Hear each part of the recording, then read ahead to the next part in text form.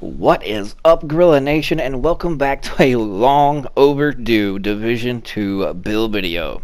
Hope you guys are having a fantastic day. I know it's been long overdue, and that video is coming out explaining why that I've been away from the game from well over a month and a half, so stay tuned for that. But once coming back a day or so ago, I noticed, just the thumbnails on the YouTubeosphere as far as what most people were running, and typically I wanted to go a different route because normally I am a DPS player and I didn't want to go DPS and everybody and their grandmother and is running the bulwark. So this has been a lot of fun. I got some gameplay for you, but keep in mind this is just one variation that I have of this particular build. The other ones using exotics and other forms of it will be coming out shortly. So without further ado, we're going to hop into some gameplay and then we're going to go into the build itself. So we'll see you guys and gals back here in just a moment.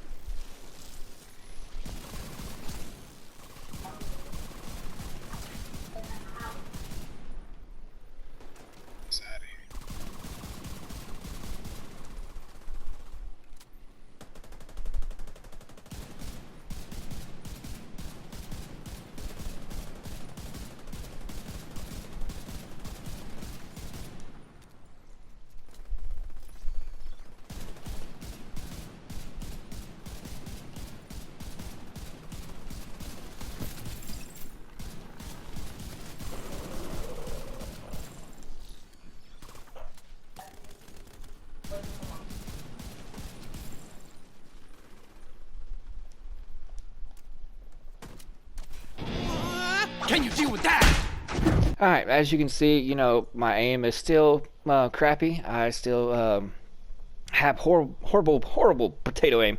So at least that aspect of my gameplay hasn't changed whatsoever. But let's hop into the build. And keep in mind, this is just one variation. So I am, of course, using this technician, actually the technician, and that's because it gives you +1 skill tier. And of course, if you want to go over the skill tree with all the other multiple benefits when it comes to especially most skill builds, then you can go check out the skill tree. But I'm pretty sure you all are familiar with that. Now, it seems like this set, the Eclipse, is more or less synergized well around most all marksman rifles, and one in particular, the Harmony, because it has perfectly in sync. Hitting an enemy grants 20% skill damage for 5 seconds. Using a skill or damaging an enemy with a skill grants 20% weapon damage for 5 seconds. Damage increases are doubled while both buffs are active at the same time. So it's very easy to proc both of them. It's just all about the timing, especially in missions, whether it be heroic like you see in the gameplay when they funnel out and they're coming out one specific location, then it's easy to proc both, and that's where you can get a lot of your damage from. But if you don't have a good perfect Harmony or whatnot, mine's just mediocre and halfway decent, I haven't rolled anything on it, then you can go with the Resolute. When you reach level 15 of the season, you can get the Resolute, and mine happen to have a spike on it. Headshots grant 20% skill damage for 15 seconds. I think between the two, you get a better chance and more damage out of the Harmony. But if you have yet, like I said, yet to get one, just for reaching level 15 on the season, then you can get the Resolute. And the spike gives you 20% skill damage for 15 seconds versus, getting the 20%, which is 5% more, for only 5 seconds, but having that chance of doubling it, which is only +4 or plus 20% weapon damage, and then of course you get the plus 20% skill damage for those 5 seconds, and then of course you can double that, but see, you only fit it for 5 seconds. So if you're looking for something a little bit more duration when it comes to skill damage in particular, then this is actually 15 seconds, and it doesn't require an actual kill. All you gotta do is ding them in the noggin. Now the other ones, of course, are like this M18 here that I have Future Perfect. Weapon kills grant +1 skill tier for 15 seconds, stacks up to 3 times. The good thing about this, as you can see, the damage is quite more significant than these other two, well over 100k more. But the key thing here is weapon kills. You actually have to get kills, and you get +1 skill tier. And if you're already at skill tier 6 like I am, it grants you overcharge. So it all depends on the benefits on what you're actually going to get for getting overcharge. So like for instance, if I didn't want to go skill tier 6, I could go like around 3 or 4 and go with like maybe one more armor or a little bit more DPS on the weapon damage side, so that way I'm better off getting those kills with this weapon, so that way I can stack it and get those 3 stacks. But then that applies to your skill itself on actually what overcharge is actually going to do for you, and it all depends on your actually skills that you're using. So it's all up to you. And then of course another M1A with NSYNC on it, and no, not the boy band, but you can send a lot of people going bye bye bye. Yes, I just made that joke. I know that it is very cringe-worthy. Then there's the Everlasting Gauge with Perfect Perpetuation. Headshots, once again, just ding them in the noggin, no kill necessary. Grants plus 50% status effect damage and duration to the next status effect you apply. But with this more or less particular skill on this weapon, or talent on this weapon, Perfect Perpetuation, basically you have to use different skills and 2 different skills that both will apply a status effect, because you have to put a status effect with one of them, and then you get the plus 50% status effect damage on the second status effect you apply. And there's weapons that, like, you can use Sadis and Eyeless to apply that as well, but it's all about the timing, and I don't think you'll get actually any worth out of it as far as when in comparison to like the Harmony or the Resolute, but it's all up to you and personal preference. Now I'm using the Eclipse Protocol gear set, a 4-piece, and that 4-piece gives you plus 15% status effects. 3-piece gives you the 15% skill haste, the 30% hazard protection, and I think that hazard protection is going to come in handy and in play and very nicely when it comes to the raid that is out tomorrow. And of course the 4-piece gives you the indirect transmission. Your status effects now spread on kill to all enemies within 15 meters and refreshes 50% of the duration. I'm going with plus 1 skill tier, skill damage, and of course skill haste in the mod slot.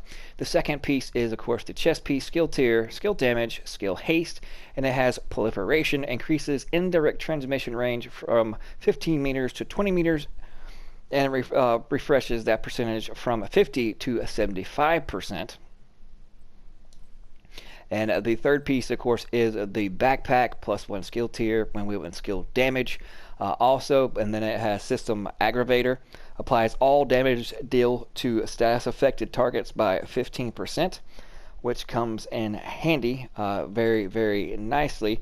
And then when you spread that across the duration, when it comes to, of course, the 4-piece, and then you spread that around to everybody in the general area, you can do a heck of a lot of damage and help out your teammates and inflict a lot of damage just on your own by using a simple hive and getting that bleed on to the NPCs very, very quickly. And of course the knee pads went plus 1 skill tier. Also skill damage, I went with skill damage over the more or less status effect, and this is just my rough understanding of it when it comes to the difference between PvP and PvE, the aspect of it. Now if I went PvP, then instead of skill damage, I'd probably go more or less with the status effect percentage wise, because like if you go against a team, which is, it's very rare right now in the dark zone as far as anybody running hazard protection, but the more status effect percentage that you actually have on, the more they're going to be affected by it, no matter how much hazard protection that they have, unless they're actually completely immune at 100%. And then of course we went with the 2-piece ongoing directive, because the 2-piece gives you another plus 15% status effect. And of course we went with skill tier and the gloves. This one actually had weapon damage, so I got stuck with the 8.8% status effect, which also, it comes in handy. But I'll probably go with skill damage as well once I find a better pair of gloves. And the 6th and final piece that I'm using as far as the second ongoing directive, skill damage and skill tier. Now once I get, as I said, better pieces, and I can get ones that actually have higher skill damage at its max. It's just hard to find one that actually has skill tier in the core attribute, so that way I can further increase the attribute as far as skill damage or status effect percentage as in the attribute slot.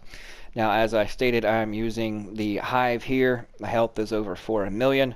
Refill speed is 4.2 seconds, and it would be better if I had better mods. Damage is 935, 1007, and if I had also better stat rolls on pieces, that would be much higher as well, 224 in PvP. Now I'm using the drone. I don't have, like I said, the greatest of mods because I have been away for so long.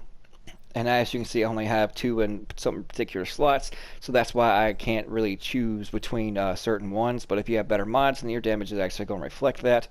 But 2.7 million health. The duration is 1 at 90, damage is 58. But as also you'll see in the clip, if I can find it and stick it in there, when you ding them with the Harmony, you'll go from that 58 to a 74k. And also your hive goes up significantly. I think it's like 4 or 1.4 mil once you get that buff also from the Harmony.